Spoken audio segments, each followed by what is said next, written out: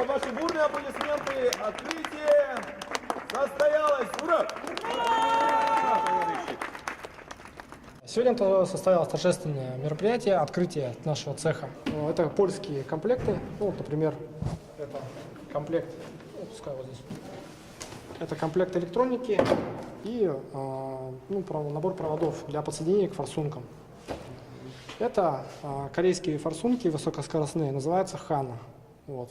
Ну, они, в общем-то, работают практически так же, как бензиновые, то есть по скорости.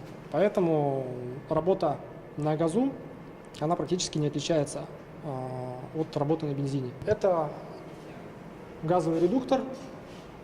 В принципе, у него работает простой. Получается, он подключается к системе охлаждения автомобиля. Это тороидальные баллоны, есть также у нас цилиндрические.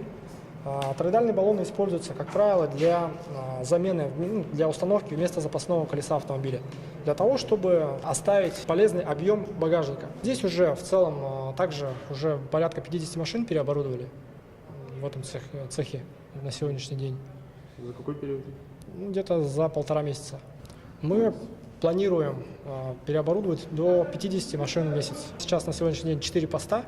Ну, грубо говоря, один пост – это одна машина. Вот давайте посчитаем. Вот это получается 2 подъемника, и вот еще у нас там есть цех дополнительный. Там без подъемников, там мы чисто занимаемся подкапотной частью. Туда тоже входят 2 машины. То есть мы одновременно можем обслуживать 4 машины. Цена вопроса в среднем где-то 4-цилиндровый двигатель от 40 тысяч рублей в среднем. Ну, опять-таки же, в зависимости от пожеланий. Кто-то хочет, например, более скоростные форсунки поставить, более мощный редуктор, чтобы машина более уверенно себя чувствовала на дороге. Кто-то, в режиме эконом, то есть ездит, поэтому выбирает комплекты подешевле. Так, дальше 6-цилиндровый, на 6-цилиндровый двигатель стоимость установки составит примерно 50-55 тысяч. И на 8-цилиндровый двигатель 64-79 тысяч. Опять-таки же в зависимости от пожеланий.